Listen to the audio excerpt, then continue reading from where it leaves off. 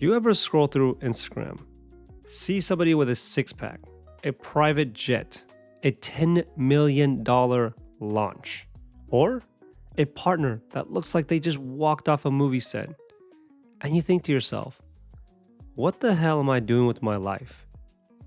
It's like a gut punch. See, 10 minutes ago, you were fine.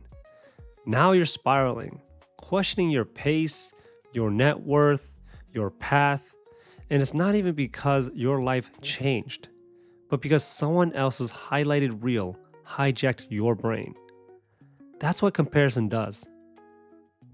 It doesn't just sneak in, it rewires your story. It reframes your progress as failure. It turns self-reflection into self-rejection. And the worst of it all, it does it silently.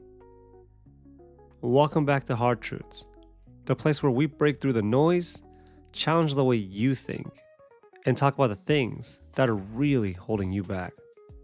Today's episode, we're getting raw about the comparison trap.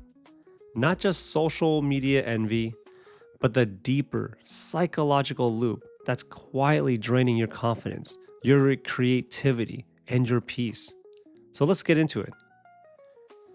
Back in 2018, I remember waking up every morning with this anxious pressure in my chest, like I was already behind before the day even started. I was broke, I was burnt out, working 3 side hustles, and every time I checked my phone, I felt like the whole world was sprinting ahead of me while I was stuck in slow motion. My friends were getting married, buying houses, launching businesses, and me? I was in survival mode. But here's what I didn't realize at the time. I wasn't failing. I was just too busy staring at someone else's scoreboard. See, when you start watching other people's highlighted reels, you stop paying attention to your own game. You start doubting your instincts. You start shrinking your wins. You start thinking, maybe I'm not enough. That's the hidden danger of comparison. It doesn't just make you feel behind. It pulls you off your path. You start pursuing goals that don't even belong to you. You start measuring your self-worth by someone else's metrics. Have you ever done that? Chased something shiny because it worked for someone else, but deep down, you never felt right. That's not just a bad decision. That's a breakdown of alignment. See, comparison confuses clarity. It clouds your values. It warps your timing. And you want to know the most dangerous part? It feels normal. It's because no one's immune. So let's get under the hood of all of this.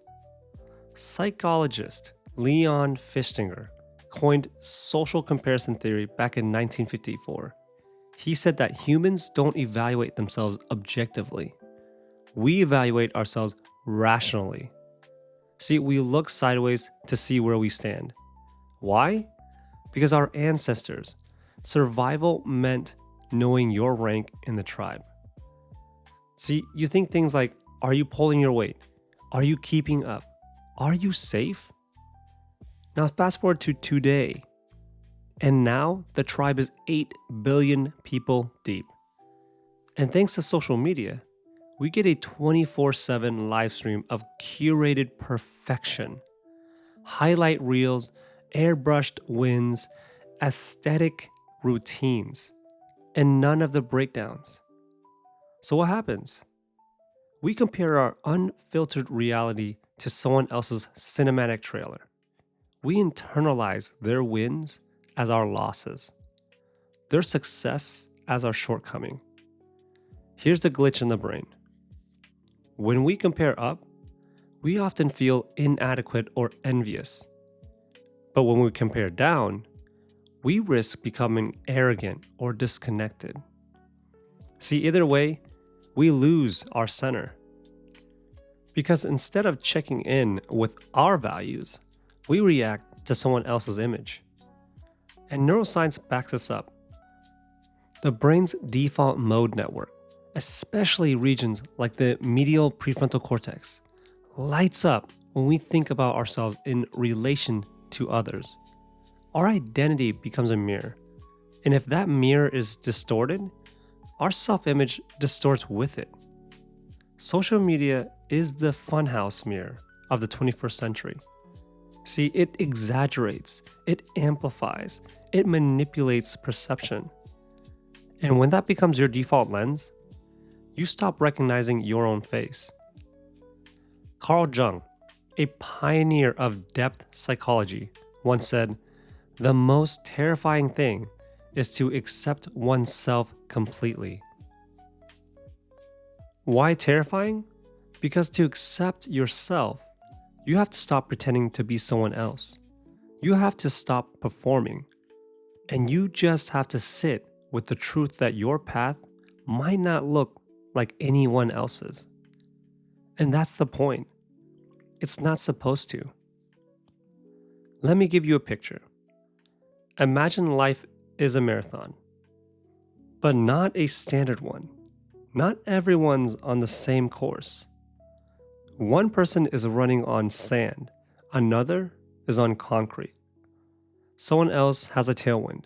You might be running with weights on your ankle, emotional baggage, generational trauma, past mistakes. Think bad luck. Some people start the race at mile 10. Others start with a cheer squad. Some have custom shoes, others are barefoot. So tell me, how does it make sense to compare speed? See, it doesn't. The truth is, you weren't designed to match anyone.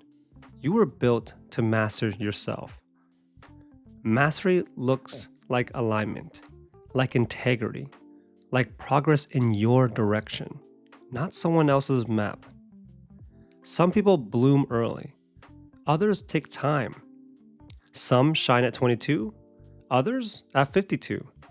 See, growth isn't a straight line, it's a spiral. It loops, it pauses, it reroutes, and all of that counts. See, you're not late, you're just on your own damn clock. And here's a reframe that changed everything for me. The only scoreboard that matters: yesterday's you versus today's you. That's it. See, you still show up, you still growing, still trying, still healing, then you're winning. Period. That's it. So let's move from theory to practice. Escaping the comparison trap isn't a one-time decision. It's a daily discipline, a muscle you build. So here's your 7-day challenge. First, unfollow or mute 3 accounts that trigger comparison, anxiety, or unworthiness. It's not because they're bad, but because your peace is more important. Your digital space should be a sanctuary, not a battlefield. Second, I want you to write a letter to your younger self. This does sound a bit strange, but hang tight. Make a list of 3 things your past self would be shocked and proud to see you've done. Read it out loud. Let it land. Third, I want you to reframe on the fly. So every time you catch yourself thinking, "Why don't I have that?" flip it and say, "That's awesome for them, and I'm building something that fits me." Fourth, I want you to ask better questions. The next time you feel jealous, I want you to pause and I want you to ask, do I actually want this? Or do I just feel like I should? Fifth, I want you to turn envy into data. What you envy is often a clue, not a copy. But to clarify, use it to identify what you value, then pursue it authentically. Sixth, I want you to anchor in your values. Revisit your why. Revisit it often and ask, if no one saw this, would I still want it? That's how you stay true. And lastly, and most importantly, I want you to start tracking internal wins. Keep a journal of emotional growth, mindset shifts, and quiet victories. Not everything worth celebrating can be posted. Celebrate yourself. See, comparison thrives in silence, but when you consciously notice, name, and neutralize the triggers, you take your power back. So here's what I want you to walk away with. You're not behind. You're not off track. You're not small just because someone else is louder. You're on time for your life, right now, as is. So reclaim your focus, reclaim your story, and reclaim your lane. Because you weren't born to echo someone else. You were born to express something only you can. If this episode made you feel seen, share it. DM me, tag me, or send it to that friend who keeps doubting themselves.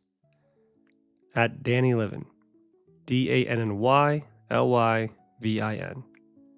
This is Hard Truths, where we trade hype for honesty, where we choose depth over noise, and where we stop comparing and start becoming. I'll see you in the next one. Take care.